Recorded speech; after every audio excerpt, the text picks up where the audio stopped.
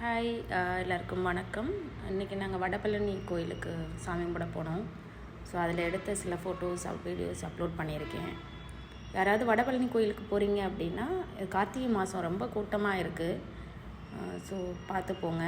Specially Sunday போகாதீங்க, ரொம்ப க்ரௌடாக இருக்குது. ஸ்டெப்ஸில் போகிறதுனா கூட ஓகே தான், பட்டு ஆஃப்டர் 12 o'clock அந்த மாதிரி போனீங்கன்னா கொஞ்சம்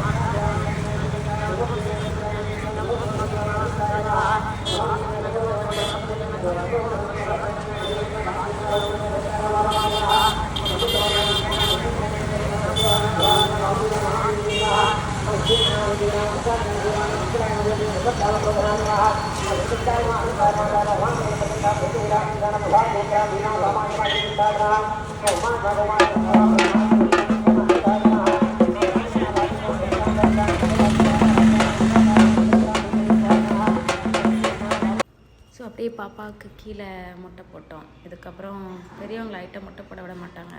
ஸோ அதனால் கன்வின்ஸ் பண்ணி இப்போவே முட்டை போட வச்சுட்டு அப்புறம் அங்கேருந்து மேலே போனோம். அம்மா வந்ததுனால எங்களால் படியில் ஏற முடியல. அவங்கள கூட்டிகிட்டு நல்லா ட்ரெயின் அண்ட் ரோப் கார் அந்த இதில் போகலான்னு பார்த்தோம். அங்கேயும் ரொம்ப க்ரௌடாக இருந்தது. ஒரு வழியாக 4 hours வெயிட் பண்ணி ட்ரெயினில் போய் தரிசனம் பண்ணியாச்சு. ஸோ ஹாப்பி தான், வெயிட் பண்ணதுக்கு ஒர்த்து தான். ரொம்ப ஹாப்பியாக இருந்தது. ஸோ இடையில ஒரு குரங்கு வந்து பாவம் தண்ணி குடிக்க முடியாமல் ரொம்ப கஷ்டப்பட்டுருக்கு. கீழே யாரோ வச்சுருந்த வாட்டர் பாட்டிலை வாங்கிட்டு அது தண்ணி குடிக்க ட்ரை பண்ணிகிட்டு இருந்தது. ஸோ அதை ஒரு வீடியோ எடுத்தேன். அதுக்கப்புறம் நைட்டு வந்து தங்கத்தேர் ஊர்வலம் வந்தது. அதெல்லாம் பார்த்துட்டு தான் நாங்கள் அங்கேருந்து கிளம்புனோம்.